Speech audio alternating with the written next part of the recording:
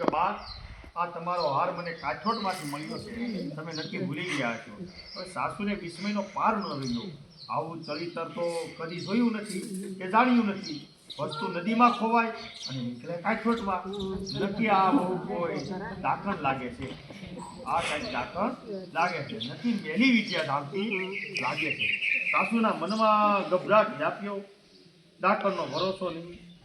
કીજે તો લોહી પિતા પણ ના અટકાય. હાલ ઉઠીને છોકરા થાય અને તેને ભરકી જાય તો વંશવેલો રહે. સાસુનો ગભરાટનો પાર નથી. આ ડાકરનો ઇલાજ તો કરવો જ પડશે, નહીં તો ધનો પામી નાખે.